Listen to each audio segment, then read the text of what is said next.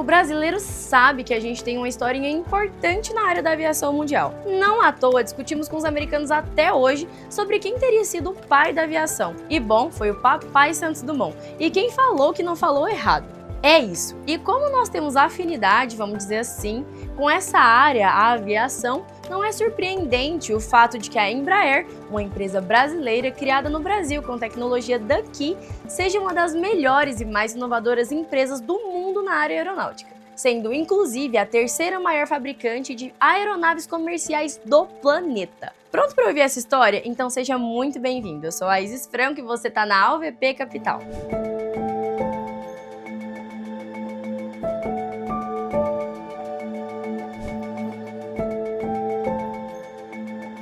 A história da Embraer começa muito antes da sua fundação, em 1969. Na verdade, ela é fruto de um sonho que nasceu com o Brasil e sua fascinante relação com o céu. Desde os primeiros passos da aviação mundial, o Brasil já mostrava que tinha vocação para voar. Em 1709, Bartolomeu de Gusmão surpreendeu o mundo com a sua passarola, um balão de ar quente que desafiava a gravidade com engenhosidade tupiniquim. Séculos depois, Santos Dumont, o pai da aviação, escreveu seu nome na história ao pilotar o 14 bis em 1906. Foi esse espírito visionário que inspirou, décadas mais tarde, a criação de instituições fundamentais para o desenvolvimento da indústria aeronáutica brasileira. Em 1946, o governo criou o Centro Técnico de Aeronáutica, conhecido como CTA, em São José dos Campos, São Paulo, com o objetivo de desenvolver pesquisas em inovação no setor. Poucos anos depois, em 1950, nascia o Instituto Técnico de Aeronáutica, o famoso ITA,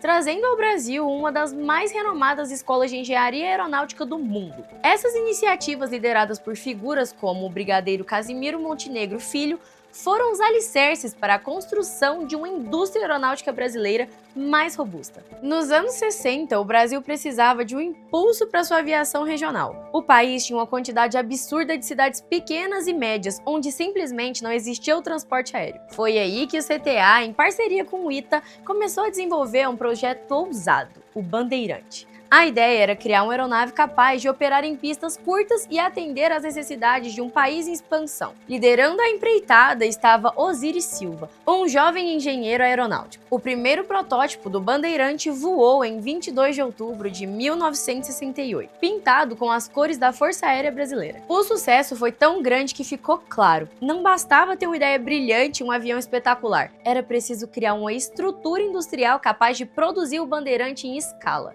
E foi assim que, em 19 de agosto de 1969, nascia a Embraer, empresa brasileira de aeronáutica. Osiris Silva foi escolhido como o primeiro presidente da companhia, trazendo consigo não apenas experiência técnica, mas também a visão de que o Brasil poderia competir no cenário mundial. O início foi desafiador, mas cheio de promessas. Com o apoio do governo e uma equipe formada, em grande parte, por ex-alunos do ITA, a Embraer começou a tomar forma em São José dos Campos. Em janeiro de 1970, a empresa abriu oficialmente suas portas, marcando o início de uma jornada que mudaria para sempre a aviação mundial. O endereço? Avenida Brigadeiro Faria Lima, número 2170, um número escolhido em homenagem ao ano de fundação. O sonho de voar no Brasil, que começou com uma passarola de Bartolomeu de Gusmão e ganhou asas com Santos Dumont, estava agora nas mãos da Embraer. E com ela, o país estava prestes a decolar rumo ao futuro.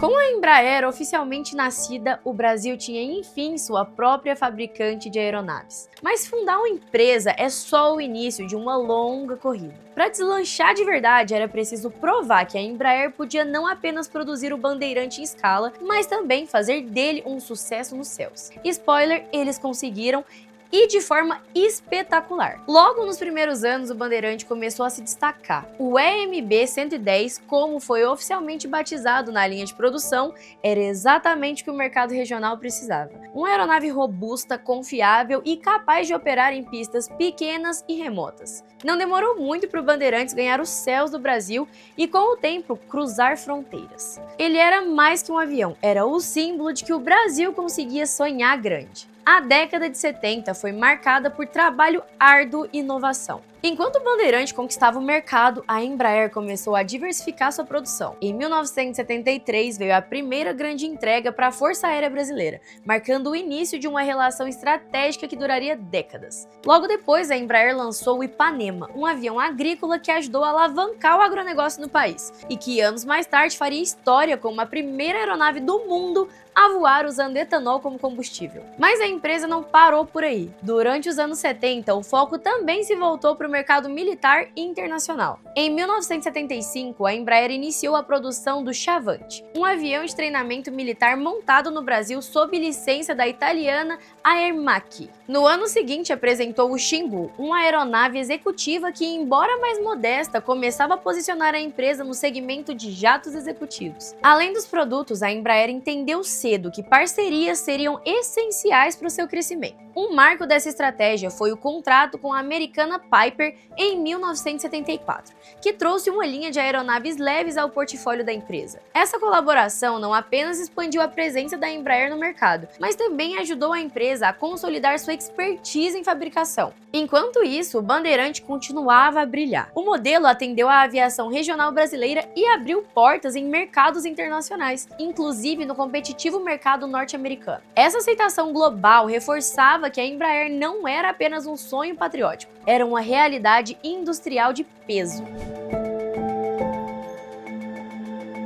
Depois de uma decolagem promissora e um início repleto de conquistas, os ventos começaram a mudar para a Embraer no final dos anos 80. O Brasil enfrentava uma crise econômica severa, marcada por inflação galopante, instabilidade política e retração dos investimentos. Nesse cenário turbulento, até mesmo gigantes como a Embraer balançaram. As dificuldades financeiras começaram a pesar e a empresa, antes um símbolo de avanço tecnológico brasileiro, encontrava-se à beira do colapso. O projeto CBA-123 Vector, uma parceria binacional com a Argentina, ilustra bem os desafios dessa época. Concebido como aeronave inovadora para transporte regional, o Vector foi lançado em 1990 com uma proposta ousada: hélices posicionadas na traseira, tecnologia avançada e conforto inédito para os passageiros. No entanto, o alto custo de desenvolvimento, somado à falta de demanda e à crise econômica, levou o projeto a um fim abrupto. Era um reflexo de um mercado global que mudava rapidamente e de uma Embraer que precisava se reinventar para sobreviver.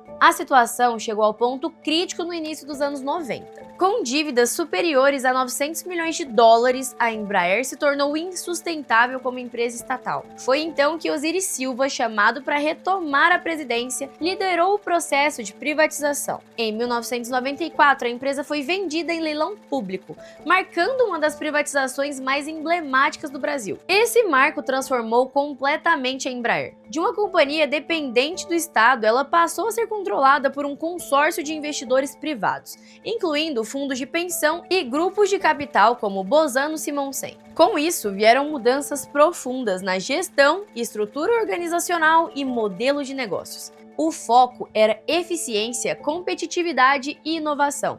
A sobrevivência dependia disso. O primeiro grande sucesso da privatizada veio com o lançamento da família ERJ-145, em 1996. Projetado para o mercado de jatos regionais, o ERJ-145 era uma aeronave narrow body, para até 50 passageiros. Ele atendia a uma nova demanda do mercado global: aviões menores, eficientes e capazes de operar em rotas regionais com menor custo. A aposta deu certo. O RJ-145 foi um sucesso de vendas e rapidamente colocou a Embraer no mapa da aviação mundial como um player competitivo. Paralelamente, a empresa começou a diversificar seu portfólio, expandindo para mercados de jatos executivos e de defesa. A entrada na aviação executiva foi simbolizada pelo lançamento do Legacy 600, enquanto no setor militar, o Super Tucano se destacou como um dos aviões mais avançados de treinamento e ataque leve do mundo. A transformação da Embraer nos anos 90 e início dos anos 2000 foi um ponto de virada. Já como uma empresa privada e global, ela mudou o jeito de fazer as coisas. Ficou mais ágil, competitiva e conectada ao mercado. Pronta para encarar os desafios de um setor exigente, a Embraer começou uma nova fase, com foco em crescer e inovar. Depois de superar turbulências e renascer como uma potência da aviação, a Embraer entrou em um período de expansão estratégica e diversificação. Se nos anos 90 a prioridade era garantir sua sobrevivência e se reposicionar no mercado global, nos anos 2000 o foco era conquistar novos territórios, tanto geográficos quanto de mercado. A palavra de ordem era crescer, e crescer com inovação. Um dos marcos desse período foi o lançamento da família E-Jets, em 2004. Esses jatos comerciais de médio porte, com capacidade para até 124 passageiros, revolucionaram o mercado da aviação regional. O sucesso dos E-Jets foi estrondoso, combinando eficiência operacional, conforto para os passageiros e um design pensado para companhias aéreas de baixo custo. A Embraer não só dominou o segmento regional, mas também incomodou gigantes como a Bombardier e até mesmo Boeing e Airbus. Era a consolidação da empresa como líder absoluta nesse nicho. Paralelamente, a Embraer começou a expandir suas operações no segmento de aviação executiva, com o lançamento do Legacy 600 em 2002, seguido pela aclamada família Phenom em 2008, a empresa mostrou que sabia atender a um público exigente. Os jatos executivos da Embraer combinaram luxo e desempenho a preços competitivos, atraindo milionários, empresas e governos ao redor do mundo. O Phenom 300, em particular, tornou-se o jato executivo mais vendido por vários anos consecutivos. E não era só no setor comercial e executivo que a Embraer estava performando bem. No campo da defesa e segurança, a Embraer consolidou sua posição com o desenvolvimento do Super Tucano, um avião turbo-hélice multifuncional que ganhou os céus das Forças Armadas ao redor do mundo. Versátil, confiável e equipado com tecnologia de ponta, o Super Tucano tornou-se uma referência em missões de treinamento e combate leve. Na sequência, o cargueiro militar KC-390, lançado em 2015, levou a Embraer a outro patamar no mercado militar, competindo com gigantes estabelecidos. Com os tempos de bonança, a empresa abriu novas fábricas e escritórios em Portugal, Estados Unidos e China, expandindo sua presença global. Com um portfólio diversificado e uma estratégia global bem definida, a Embraer deixou de ser apenas uma fabricante de aviões para ser uma potência multinacional, símbolo da capacidade brasileira de competir.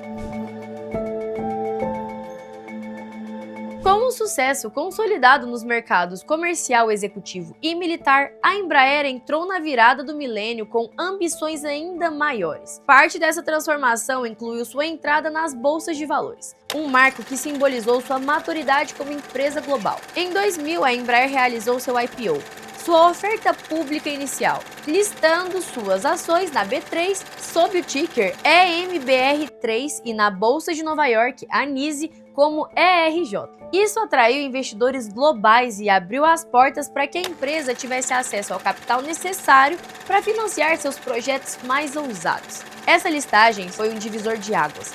Agora, a Embraer é uma empresa verdadeiramente internacional, com ações negociadas nos maiores centros financeiros do mundo. A movimentação trouxe reconhecimento e colocou a companhia sob o olhar atento de investidores que exigiam resultados consistentes e inovações constantes. Nos últimos anos, a empresa apostou no lançamento dos E-Jets E2, uma evolução ainda mais eficiente e sustentável da linha E-Jets. Paralelamente, a Embraer mergulhou de cabeça no futuro da mobilidade aérea com o desenvolvimento do eVTOL, que basicamente é um veículo elétrico de decolagem e pouso vertical, projetado para revolucionar o transporte urbano. Vocês acham que essa moda vai pegar? Nesses últimos anos, a Embraer também tem demonstrado um compromisso com a sustentabilidade, investindo em combustíveis alternativos, tecnologias verdes e aeronaves mais silenciosas. Porque, claro, essa é uma necessidade e tendência global. O que a gente pode esperar da Embraer para o futuro?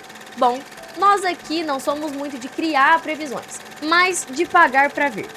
Assim que saírem novos capítulos dessa história, nós traremos aqui para você. Hoje eu fico por aqui e até a próxima! E esse foi mais um vídeo da AUVP Capital, a melhor consultoria dos parceiros do BTG.